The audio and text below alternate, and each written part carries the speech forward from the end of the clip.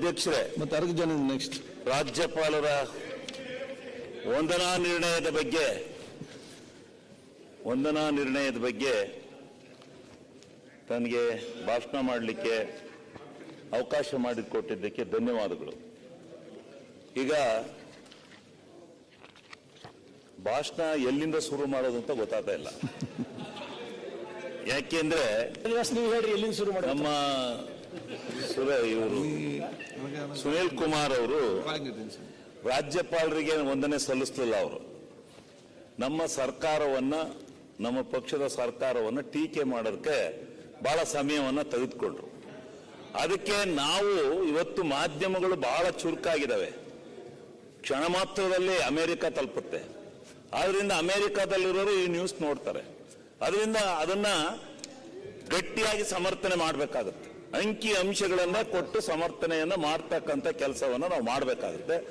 ಅದರಿಂದ ನನಗೆ ಬಿಜೆಪಿಯವರು ನಾವು ಸಮರ್ಥನೆ ಮಾಡೋದನ್ನು ನೀವು ವಿರೋಧ ಮಾಡೋದು ನಿಮ್ಮ ವಿರೋಧ ಪಕ್ಷದ ಕೆಲಸ, ಅದು ಮಾಡೇ ಮಾಡ್ತೀರಾ ಅಂತ ನನಗೆ ಗೊತ್ತು. ಆದ್ರೆ ಸ್ವಲ್ಪ ಕಡಿಮೆ ಮಾಡಿ. ನಾನೇನ್ ಬಗ್ಗಲ್ಲ.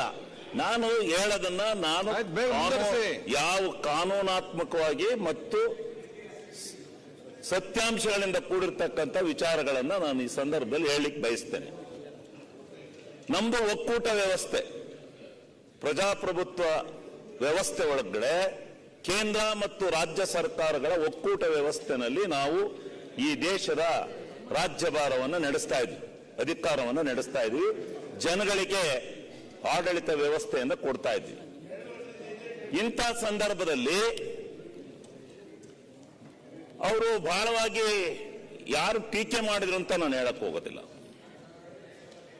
ಆರ್ಥಿಕ ವ್ಯವಸ್ಥೆ ಫಸ್ಟ್ ಎಲ್ಲರೂ ಸರಿ ಹೋಗಬೇಕಾದ್ರೆ ಆರ್ಥಿಕ ವ್ಯವಸ್ಥೆ ಸುಭದ್ರವಾಗಿರ್ಬೇಕು. ಆರ್ಥಿಕ ವ್ಯವಸ್ಥೆ ಸುಭದ್ರವಾಗಿರ್ಬೇಕಾದ್ರೆ